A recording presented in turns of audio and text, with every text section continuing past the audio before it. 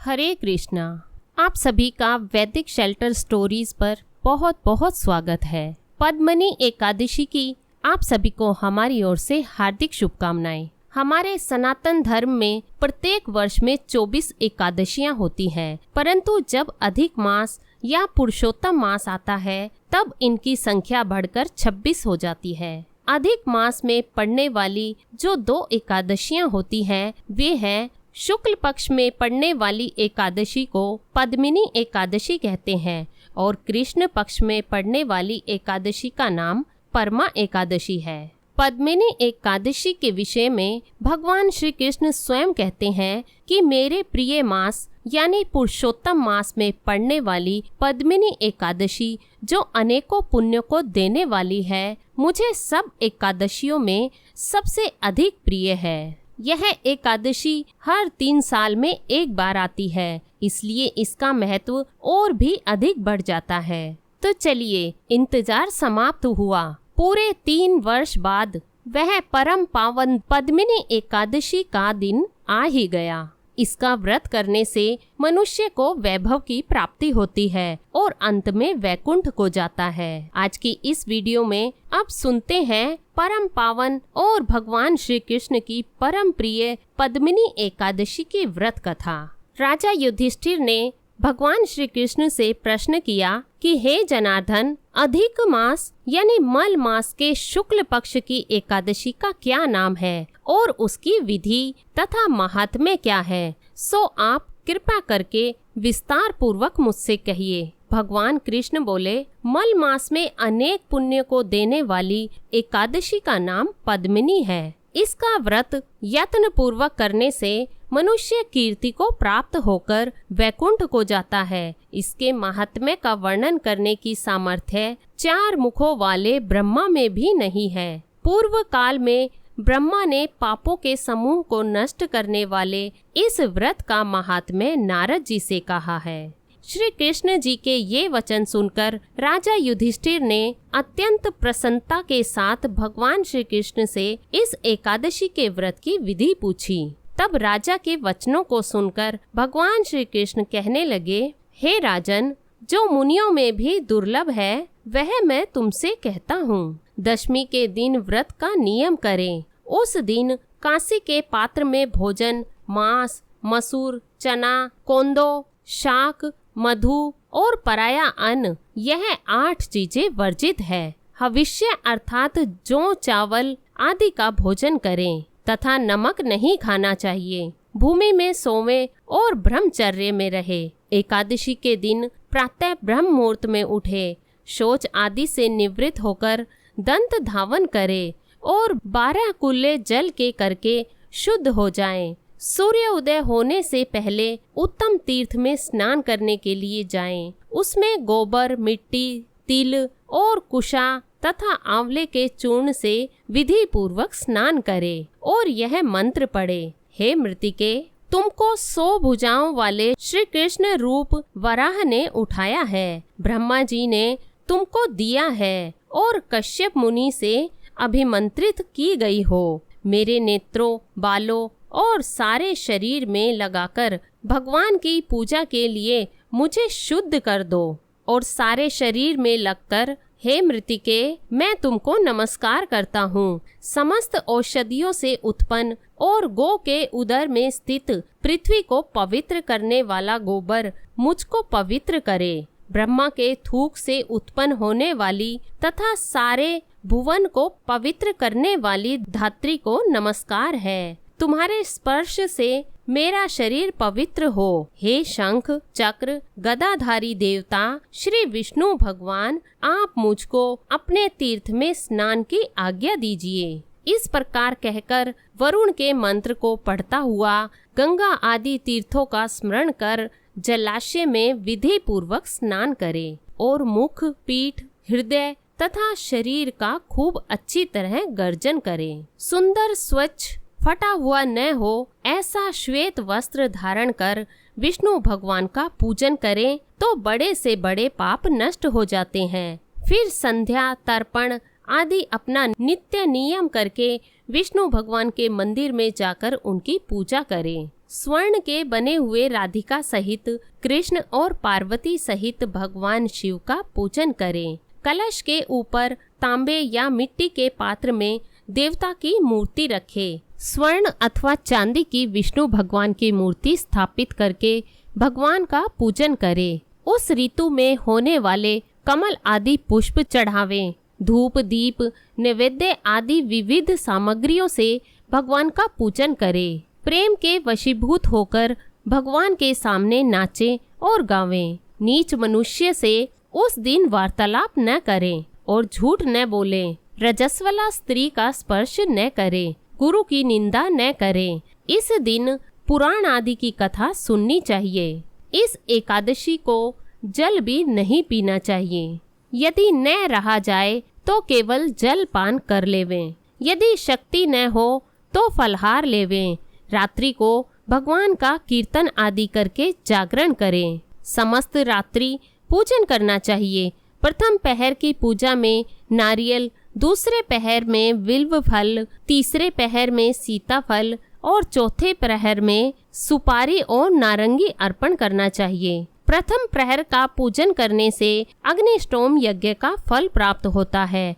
दूसरे प्रहर से वाजपेय यज्ञ का, तीसरे प्रहर से अश्वमेघ यज्ञ का और चौथे प्रहर के पूजन तथा जागरण से राजसूय यज्ञ का फल प्राप्त होता है। इस एकादशी से बढ़कर कोई यज्ञ, तप, विद्या या पुण्य नहीं है। जिसने इस एकादशी का व्रत किया उसने पृथ्वी के सारे तीर्थ और क्षेत्रों का दर्शन व स्नान कर लिया।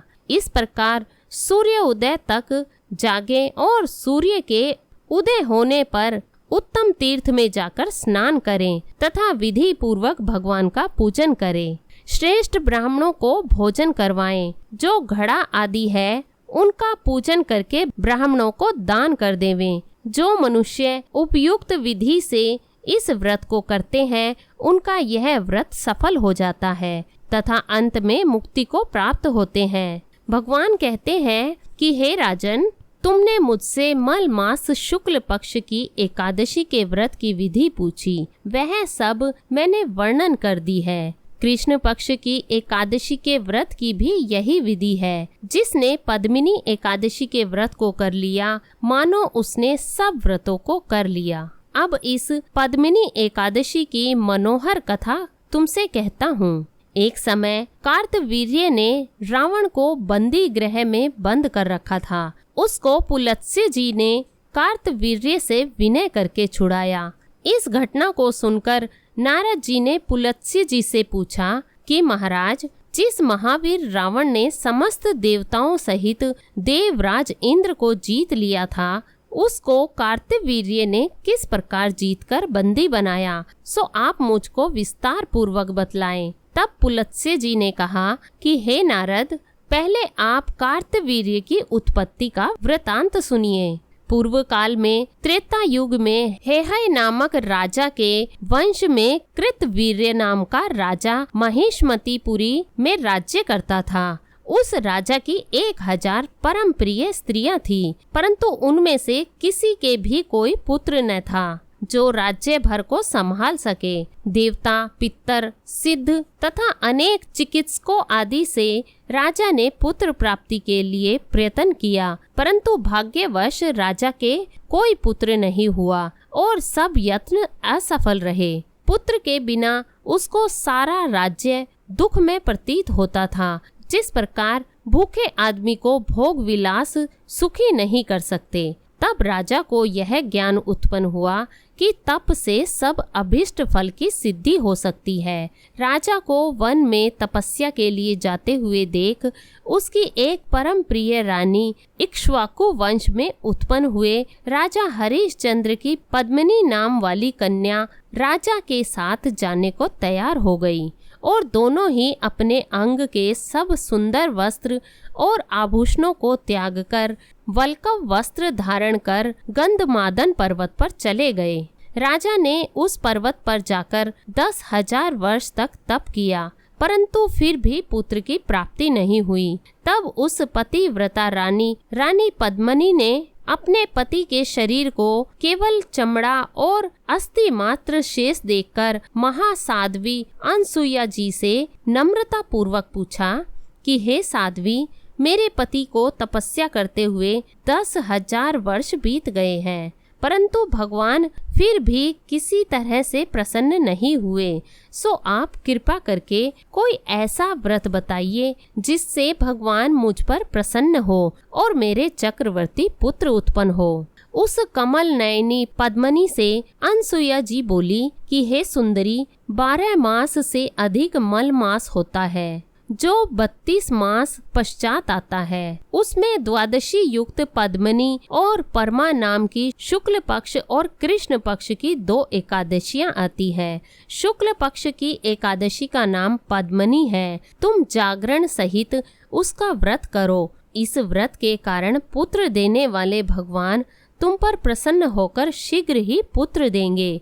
इसके पश्चात अनसुईया जी ने रानी से व्रत की सब विधि कही। उसको सुनकर वह सुंदर रानी पद्मिनी पुत्र प्राप्ति की इच्छा से इस व्रत को करने लगी। वह सदैव एकादशी को निराहार रहकर रात्रि भर जागरण करती। इस प्रकार व्रत के समाप्त होने पर भगवान विष्णु प्रसन्न होकर गरुड़ पर आरूढ़ होकर उसके पास आए और वर मांगने के लिए कहा।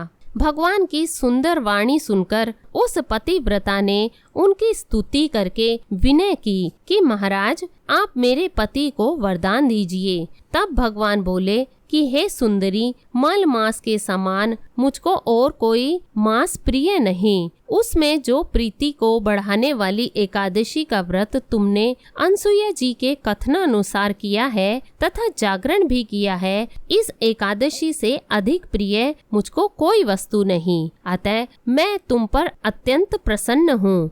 ऐसा कहकर संसार के दुखों को नाश करने वाले श्री विष्णु भगवान ने राजा से कहा कि हे राजन, जिससे आपका मनोरथ सिद्ध हो वही वर मांगो। मैं अत्यंत प्रसन्न हूँ। तब राजा ने, जिसको सब नमस्कार करें, ऐसे विशाल भुजाओं वाले बलशाली पुत्र का वर मांगा और कहा कि हे प्रभो, यह पुत्र ऐसा हो कि आपके अतिरिक्त देवता, मनुष्य, नाग, दैत्य, राक्षस आदि किसी से न मरे। राजा की यह बात सुनकर भगवान वरदान देकर अंतर्ध्यान हो गए। इसी वर के प्रभाव से पद्मनी के कार्तवीर्य पैदा हुआ।